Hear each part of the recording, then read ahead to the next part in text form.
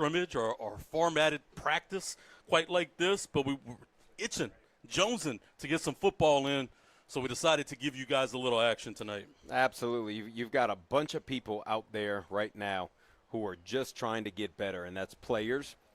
That's I don't see any referees yet. I'm not sure about that end. Coaches are trying to get it, and you and I are trying to get it up here. We're getting some reps, having a little technical issues, but our AOIT department has the Carencro Bears stream up and running. Right now what you're seeing is Carencro doing their section of the goal line. I believe these drives were started from the 10, started with a little special teams action, and we've now moved on to the next portion of the scrimmage. I'm going to give you a breakdown of what you could expect tonight. So pregame, which we've already had, was a little special teams action. We saw some field goals, saw some extra points, punts, and kickoffs. Now you're in what they're going to call the first quarter. It's going to be goal line. Each team's getting the ball at the 10 and getting 4 opportunities to score. Westgate already went with their 4 plays. They put it in the end zone 3 different times. Carencro now, I believe this is going to be their 4th play, right, Coach? Yes, sir. This will be number 4. Carson Gursey, of course, getting quarterback position this season. That time he throws the football out towards the goal line to Chance Babineau, in and out of the hands. I love that they're going with an offense of identity, and they're going to stick with it. Last year, musical chairs at quarterback towards the end of the year left a lot to be desired from the offense. This year they're committed to an approach. We'll see what the results lead to be. But I love getting Chance Babineau back out on the outside, the nickel state commitment, getting him more of an athletic position. Doesn't have to think as much, Coach. He could just go out there and play.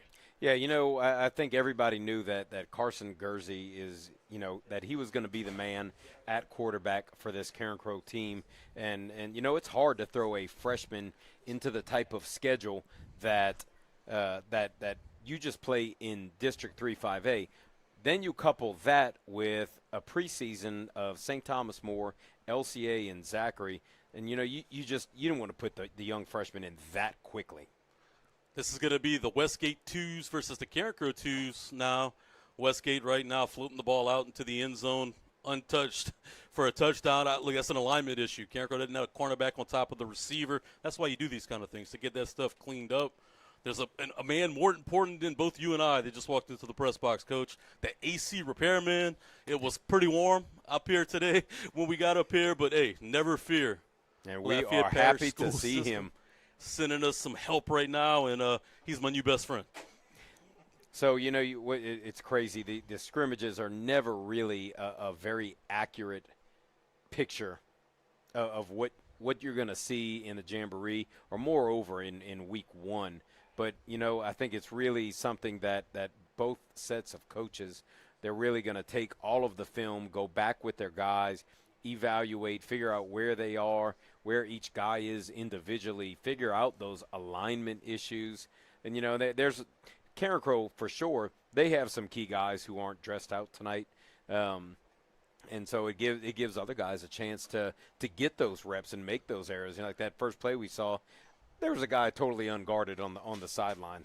That's going to be a quick score. That's not going to happen in the regular season. A couple key guys tonight, both defensive backs, Brandon Duffy and Wilson Landry. Neither one of them will go tonight. They will be back, though, next week for the Jamboree. Of course, Carencro is going to take on Notre Dame over at Como High School. It'll be the second game on Thursday, likely going to be kicking off around 7 o'clock. Westgate goes around the left side that time and into the end zone for a touchdown. This is 2 versus 2.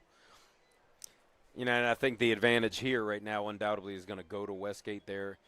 I mean, just looking at these guys, these are huge. This Westgate team came through the gates today, and it is well heralded.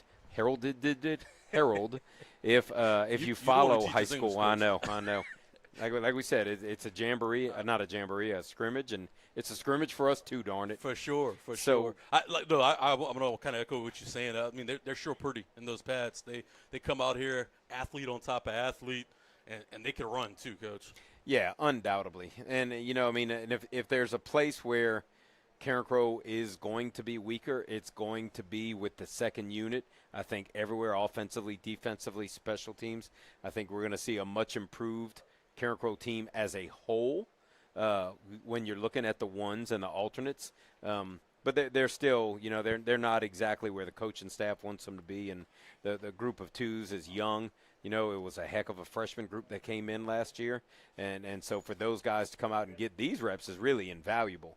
I couldn't agree more. This is going to be Carencro's twos on offense, taking on the Westgate's twos now, getting the 4 plays from the 10.